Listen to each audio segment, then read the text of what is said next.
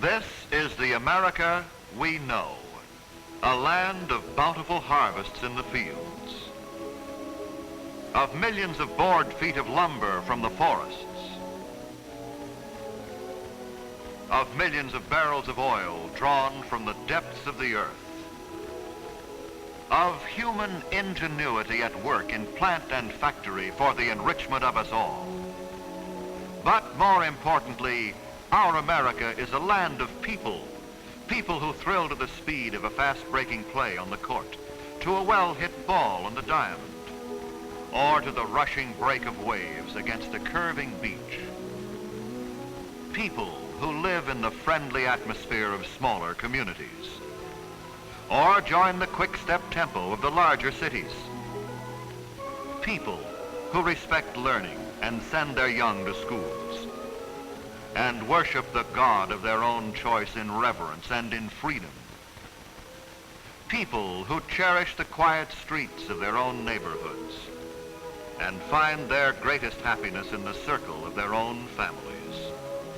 Yes, this is the America we know and love, an America of a people at peace, of a people protected in that peace by the wings of an Air Force in control of the skies. Largest of America's guardians of the peace is the far-ranging B-36.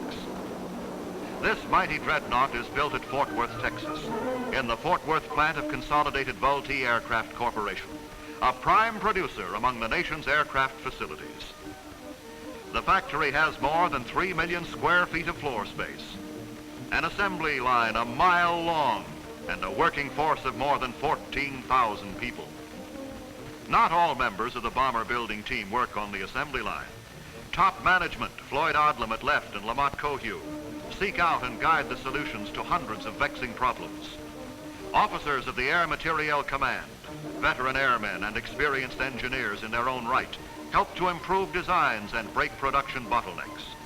Draftsmen and designers create and plan, and scores of office workers process orders for basic materials. Closer to the assembly line are tool makers. They fashion the tools which make the parts that are assembled into the completed aircraft. The planning payoff comes on the assembly line. Here, component parts of the B-36 are joined together at mating points. The bomber comes into being as fuselage, wings, and other sections are mated along the line. Smaller parts are joined in sub-assemblies off the main line. They flow into the assembly bay from mezzanine and floor-level stations. The bubble-type pilot's canopy built on the mezzanine is carried by overhead crane to the assembly mating point and fitted to its proper place atop the forward fuselage of the plane. Farther along the line, riveters join sections of sheet aluminum into the skin of a bomber-to-be. Inside the fuselage, other craftsmen are less noisy, but just as active on bomb bay installations and wiring. And at floor level, workmen fit on a double nose wheel. With its outer wing panels in place, the B-36 is so wide, it must be moved diagonally along its final assembly path. Propellers for the 6 pusher-type engines are installed near the end of the line. These are mounted on the wing's rear or trailing edge. High above are craftsmen charged with completing the tail assembly.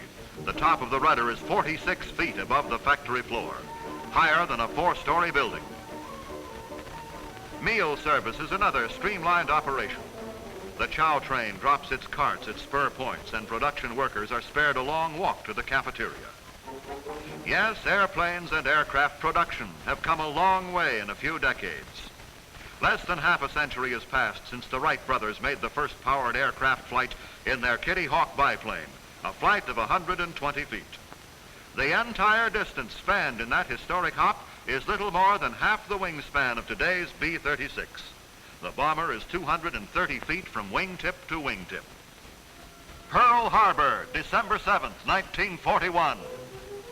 As far back as that, Major General Hap Arnold, Chief of the Air Arm, who later became America's first five-star airman, originally urged the need for an intercontinental bomber, a plane that could reach the then Axis enemies without the requirement of overseas bases. And here, after years of progressive research on the part of science and industry, of teamwork by all concerned with the development of adequate air power, is the ultra-long-range B-36. It is able to take off from bases on this continent, fly across the oceans, polar wastes, or vast deserts, penetrate enemy defenses without fighter escort, destroy the strategic target, and return home non-stop without mid-air refueling. From production to operation, Carswell Air Force Base at Fort Worth is operational headquarters for the B-36. It is located 1 mile from the Consolidated Vultee Plant, just across the field. Headquarters for the 8th Air Force, with its 7th and 11th bomb groups, is also at Carswell. Major General Roger Ramey, commanding the 8th Air Force, has an exacting assignment. His organization must be prepared on minimum notice to conduct long-range offensive bombardment anywhere in the world. This mission requires the most effective manning, training, and equipment. It calls for continuous briefing conferences, schooling, and training missions. The job of teaching airmen how to service and maintain their super bombers is a major task in itself. But the Air Training Command is ready for the job. So the planes are kept at the peak of condition, ready to roar when the command to action comes.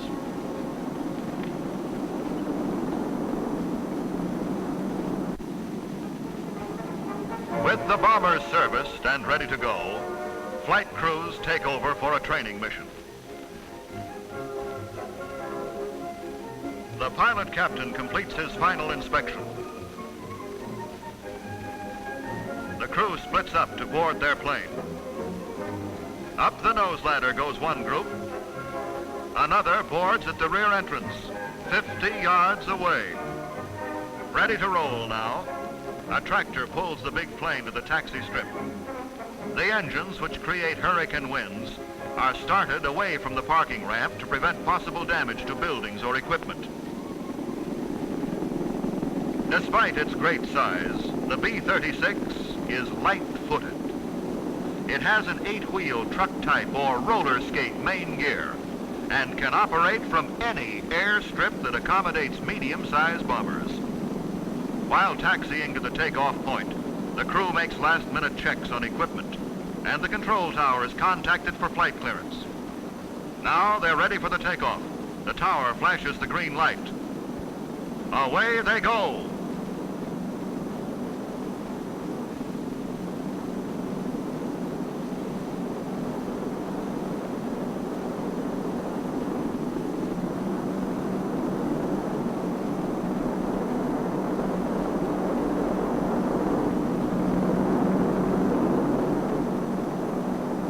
Gunners and other specialists scan the sky from window blister stations as their plane soars upstairs. The B-36 has the best armament of any known bomber. The first completely new aircraft armament developed since World War II. Through a tunnel 85 feet long, B-36 crewmen take subway rides in midair between the forward and rear compartments. The tube, like the compartments, is pressurized for high-altitude operations. It has tracks for a metal scooter on which the passenger travels. For comfort on long missions, the bomber also has bunks for the crew. General Hoyt Vandenberg, United States Air Force Chief of Staff, asserts that only the defeat or decisive damaging of an attacking enemy can guarantee our safety. This, he declared, is the mission for which the Air Force must be planned and equipped. The mission our Air Force must be prepared to accomplish. The B-36 is a principal weapon in America's air arsenal and is the big brother of the Strategic Air Team. Manned by modern Minutemen, the B-36 Armada is trained as the nation's first line of security, ready to roam the air ocean that surrounds our globe. This plane is superior in range, and in altitude to any other known strategic bomber. In the stratosphere, 7 miles and more above the surface of the Earth, actual experience proves the B-36 a rugged opponent for interceptors. The biggest bomber delivers the biggest bombs. Besides the atomic bomb, the B-36 carries 2 huge Grand Slam, or earthquake bombs weighing up to 21 tons each. These Grand Slammers total 84,000 pounds, a record for bomb loads delivered from the air.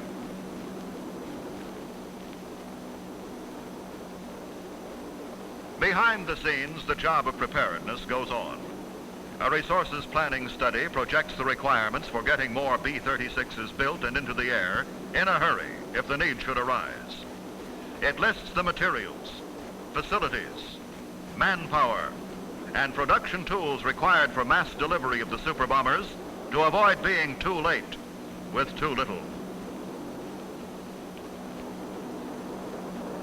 Meantime, the B-36 is being steadily improved.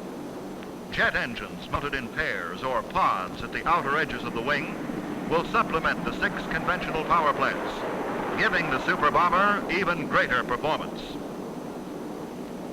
And now in the air is a transport version of the B-36, ready to deliver hundreds of combat troops and heavy loads of priority cargo. Present and former commanders of the 8th Air Force, generals like Roger Ramey, Curtis LeMay, boss of the Strategic Air Command, like Carl Spaatz at left and Ira Eaker, William Kepner and Clements McMullen know that air power is peace power, survival insurance. Because when reason fails, strength prevails. This rule of human survival has served America well in past times of peril, to keep men and nations free. And strength in this atomic age means air power to defend, and air power to strike back. If potential aggressors know in advance that any armed attack will be met with instant retaliation, there may well be no attack. So today, the mission of the B-36 is the protection of America. Today, the target is peace.